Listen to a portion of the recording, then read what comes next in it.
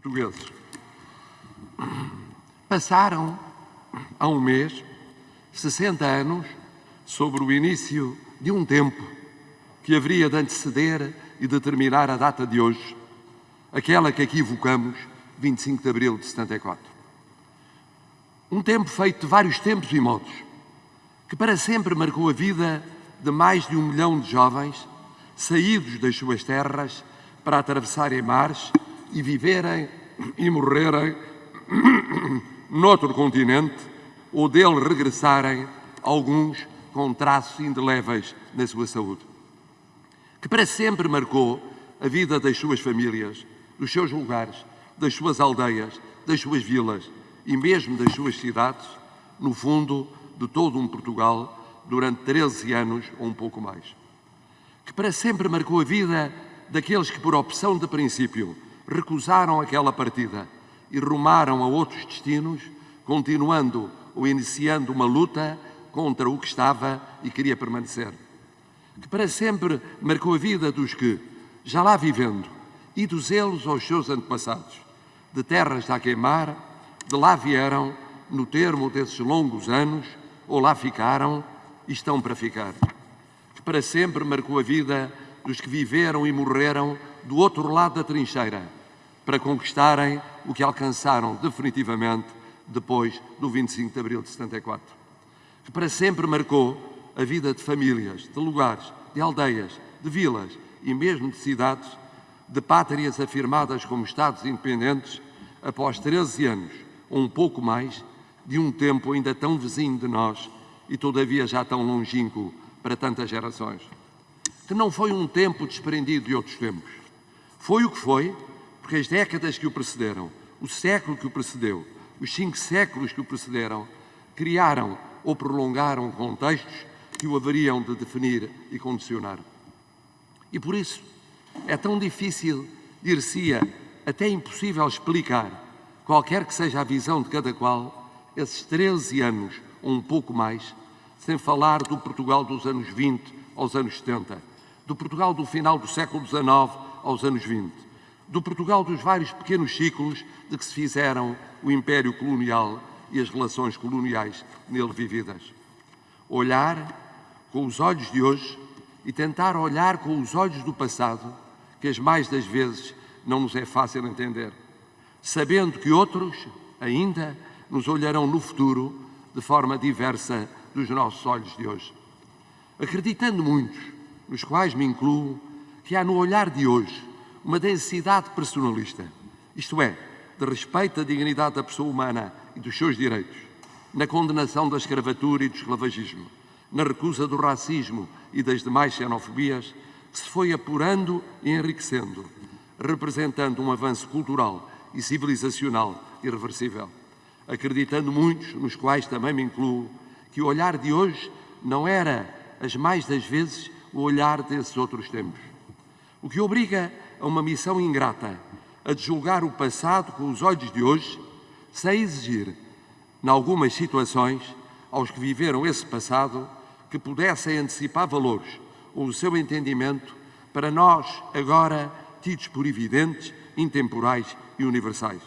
Sobretudo, se não adotados nas sociedades mais avançadas de então. Se esta faina é ingrata para séculos remotos, que não se pense que ela é desprovida de dificuldades para tempos bem mais recentes. Continua a ser complexo entendermos tantos olhares do fim do século XIX, quando os impérios cortejaram a régua e esquadro o continente africano, ou do começo do século XX, quando o império monárquico passou ao império republicano. Mais óbvio é, pelo contrário, o juízo sobre o passado ainda mais recente, quando outros impérios terminaram e o Império Português retardou, por décadas, o processo descolonizador, recusando-se a ouvir conselhos da história e apenas extinguindo o indigenato nos anos 60, ou seja, uma dúzia de anos antes de 74. Este revisitar da história aconselha algumas precauções. A primeira é de não levarmos as consequências do olhar de hoje sobre os olhares de há 8, 7 6, 5, 4, 3, 2 séculos, ao ponto de passarmos de um culto acrítico, triunfalista, exclusivamente glorioso da nossa história, para uma demolição global e igualmente acrítica de toda ela, mesmo a que a vários títulos é sublinhada noutras latitudes e longitudes. Monarcas absolutos e, portanto, ditatoriais aos olhos de hoje, e foram a maioria, seriam globalmente condenados, independentemente do seu papel na fundação, na unificação territorial, na restauração, na diplomacia europeia e intercontinental. Ou monarcas e governantes no liberalismo que os houve, prospectivos, na história que fizeram ou refizeram no século XIX. Às vezes com a singularidade improvável de um príncipe regente no Brasil, filho primogênito do nosso rei, que declarou a independência dessa potência do presente e do futuro, sendo o seu primeiro imperador, e vindo a lutar pela liberdade e a morrer em Portugal, no mesmo quarto onde nascera 35 anos, 2 coroas e uma independência antes.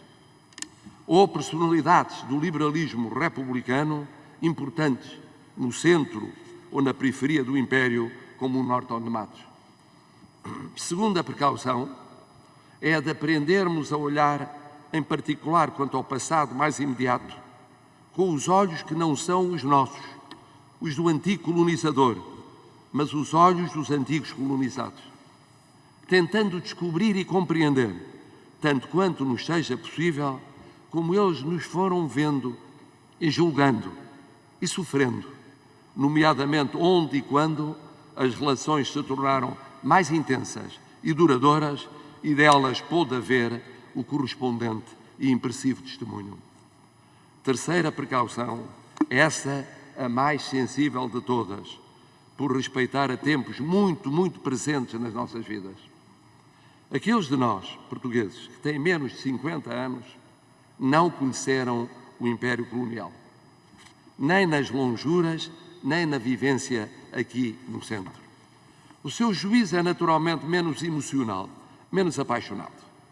Admito que assim não seja, porém, em muitos jovens das sociedades que alcançaram a independência contra o Império Português e viveram depois décadas conturbadas pelos reflexos de vária natureza da anterior situação colonial. Já para os portugueses, com mais de 50 ou 55 anos, o revisitar a infância ou a juventude é mais desafiante. É uma mistura de recordações, de novos mundos descobertos, de desenraizamentos ou novos enraizamentos, de primeira desertificação do interior do continente, de migrações e muitas mais emigrações, de transformações pessoais, familiares, comunitárias, de mortes choradas, sinais na saúde e na vida, de traumas os mais diversos e em momentos diferentes, por aquilo que sonharam e se fez, por aquilo que sonharam e se desfez, pelo que sofreram e ficou, pelo que esperaram, aguentaram e sentem nunca ter tido reconhecimento bastante. Para todos eles e muitos mais, o juízo é tão complexo. Como complexa foi a mudança histórica que neste dia evocamos, na sua abertura para a descolonização, para o desenvolvimento, para a liberdade, para a democracia. Desenvolvimento, liberdade e democracia, que sabemos todos, sempre foram imperfeitos e por isso não plenos, porque nunca tendo resolvido uma pobreza estrutural de 2 milhões de portugueses e desigualdades pessoais e territoriais e desinstitucionalizações, que aqui referi em 2016 e 2018, que a pandemia veio revelar e acentuar. Mas foi complexa essa mudança histórica em 74. Fruto da resistência de muitas e muitos durante meio século, com os seus seguidores políticos sentados neste hemiciclo. Ela ganhou o seu tempo e o seu modo decisivos no gesto essencial dos capitães de Abril, aqui qualificadamente representados pela Associação 25 de Abril, e que saúdo reconhecido em nome de todos os portugueses.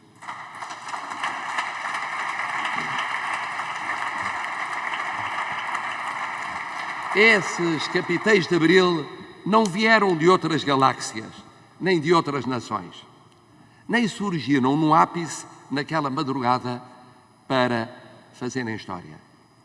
Transportavam consigo já a sua história, as suas comissões em África, 1, 2, 3, alguns 4, anos seguidos nas nossas Forças Armadas, tendo de optar todos os dias entre cumprir ou questionar, entre acreditar num futuro querido o que outros definiam ou não acreditar, entre aceitar ou a partir de certo instante romper.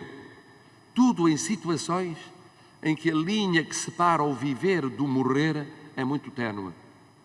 Apesar dos princípios, das regras, dos ditames escritos por políticos e juristas em gabinetes, que não são os cenários em que a coragem se soma à sobrevivência e à solidariedade da camaradagem. Pois foram estes homens, eles mesmos, não outros, os heróis naquela madrugada do 25 de Abril. Como haviam sido eles, e muitos, muitos mais, os combatentes, ano após ano, nas longínquas fronteiras do Império. Como foram eles quem acabou por aceitar, para símbolos públicos face visível da mudança, oficiais mais antigos, encimados pelos que haveriam de ser os 2 primeiros presidentes da República na transição para a democracia, que não tinham sido militares de alcatifa, tinham sido grandes chefes militares no terreno e nele responsáveis por anos de combate, de coordenação com serviços de informação e de atuação anti-guerrilha, de proximidade das populações. Foi assim aquele dia 25 de Abril. Antes de suscitar o processo popular revolucionário que o seguiu e apoiou. Antes de ser hoje património nacional, em que o seu único soberano é o povo português. Foi, no seu eclodir, resultado de décadas de resistência. E depois, crucialmente, grito de revolta de militares que tinham dado anos das suas vidas à pátria no campo de luta e que sentiam estar a combater sem futuro político visível ou viável. Presididos, eles e todos nós, por 2 chefes militares, um após outro, que tinham conhecido intensa e prolongadamente o que é a guerra de guerrilha em missões militares e cargos político-militares os mais relevantes. Eis por que razão é tão justo galardoar os militares de Abril, tendo merecido já uma homenagem muito especial aquele de entre eles que, depois de ter estado no terreno, veio a ser peça-chave na mudança de regime e primeiro Presidente da República eleito da democracia portuguesa e que sempre recusou o marechalato que merecia e merece, o Presidente António Ramalhianos.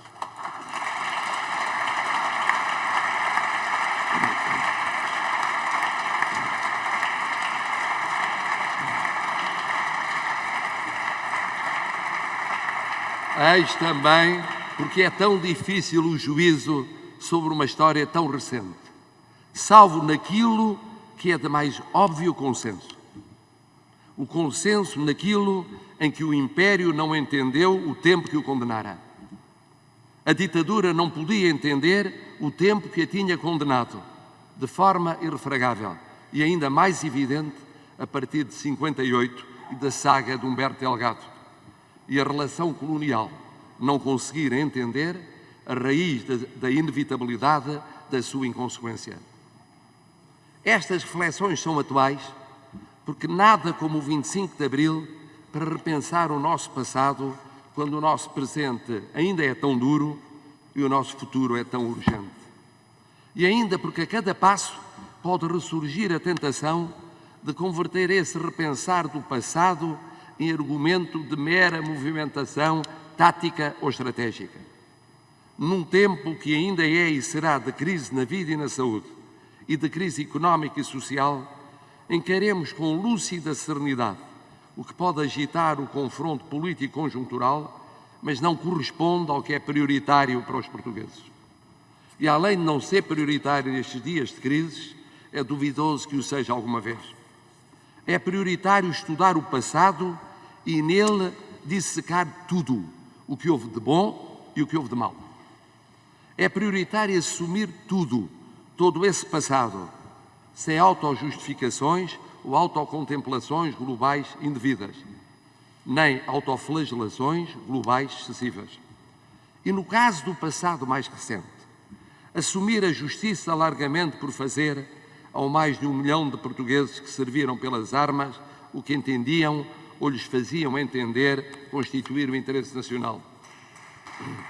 Aos outros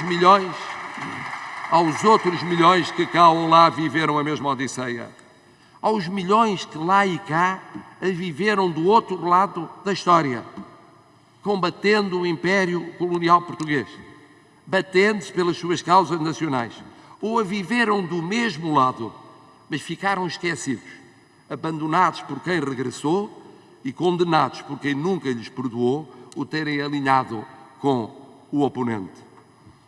Aos muitos, e eram quase 1 milhão, que chegaram rigorosamente sem nada, depois de terem projetado uma vida que era ou se tornou impossível.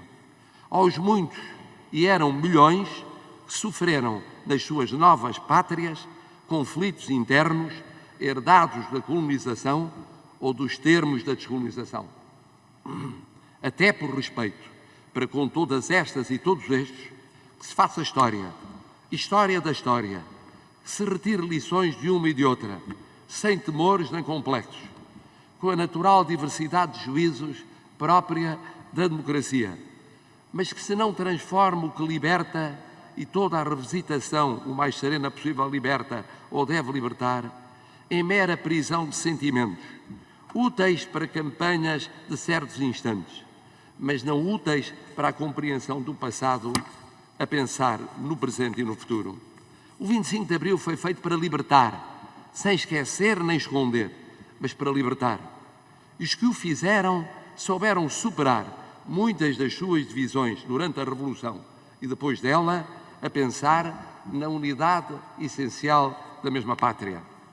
Tomando os termos simplificadores desses tempos, sensibilidades diferentes no movimento das Forças Armadas se chocaram então, não deixaram de entender depois que a unidade essencial de uma ruptura, depois feita a Revolução, ela própria, composta de várias revoluções, tudo mais sobrepuja.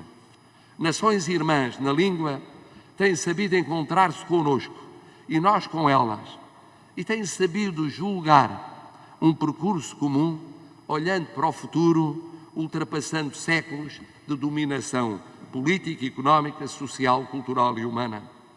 Que os anos que faltam até ao meio século do 25 de Abril sirvam a todos nós para trilharmos um tal caminho, como a maioria dos portugueses o tem feito nas décadas envolvidas, fazendo de cada dia um passo mais no assumir as glórias que nos honram e os fracassos pelos quais nos responsabilizamos.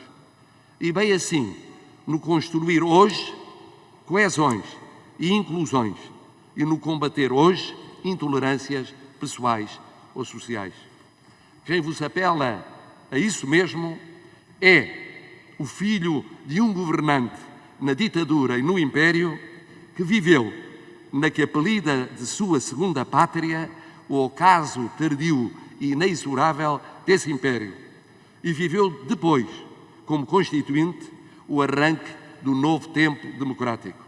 Charneira como milhões de portugueses entre duas histórias da mesma história e nem por exercer a função que exerce, ouvida ou apaga a história que testemunhou, como nem por ter testemunhado essa história deixou de ser eleito e reeleito pelos portugueses em democracia. Democracia que ajudou a consagrar na Constituição que há 45 anos nos rege.